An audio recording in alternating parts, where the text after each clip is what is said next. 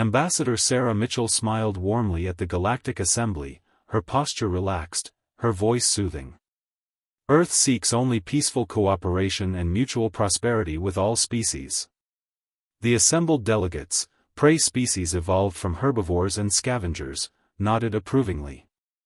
Humans had been model galactic citizens for 5 years, polite, diplomatic, always seeking compromise.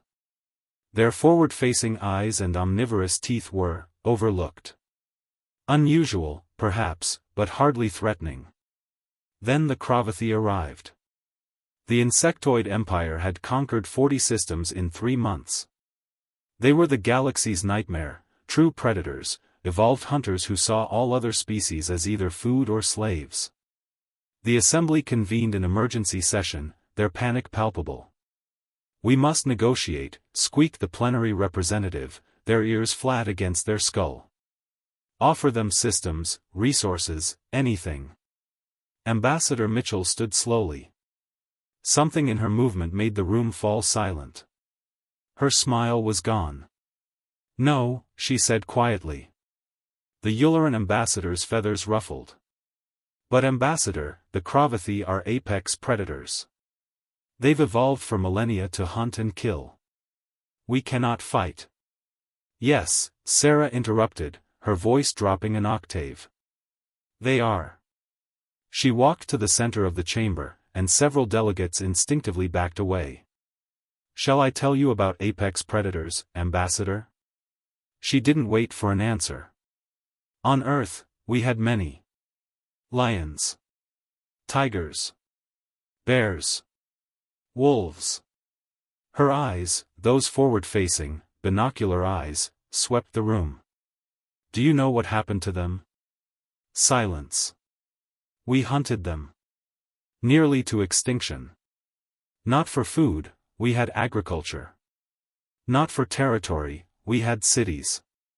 We hunted them because they threatened us, and we don't tolerate threats." Aquilari delegate's tentacles trembled. "But, you're herbivores who evolved intelligence, yes? Like us?" Sarah's laugh was cold. "Herbivores? We're persistence hunters. We chased prey until their hearts exploded from exhaustion. We're endurance predators who can track wounded animals for days. Our ancestors threw sharpened sticks fast enough to pierce hide and bone." She tapped her canine teeth. "We're omnivores who chose to eat everything so nothing could starve us." The room had gone deathly still. "We domesticated wolves, other apex predators, and made them love us more than their own kind. We climbed to the top of our food chain, looked around, and got bored. So we invented new challenges. We jumped from aircraft for fun. We dove to crushing depths. We climbed mountains that killed us." Ambassador Mitchell leaned forward, and every instinct in the room screamed danger. "The Cravathi think they're predators? We've been pretending to be diplomats because we thought that's what you needed from us. We wore suits, smiled, talked about peace." Her voice hardened. "But you've just given us permission to stop pretending." She straightened her jacket. "Earth will handle the Cravathi. Alone. Watch what happens when a predator species that invented nuclear weapons at the same time as television decides something is prey." The human defense fleet deployed 3 days later. The Cravathi had never faced an enemy that hunted in coordinated packs, that used psychological warfare, that turned their own predatory instincts against them. The war lasted 2 weeks. When Ambassador Mitchell returned to the assembly, her smile was back, warm, diplomatic, reassuring.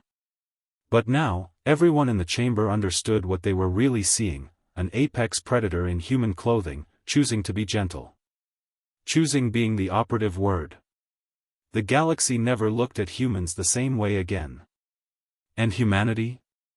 They went back to talking about trade agreements and cultural exchanges, as if they hadn't just reminded the universe what real predators looked like. After all, the best predators are the ones you never see coming.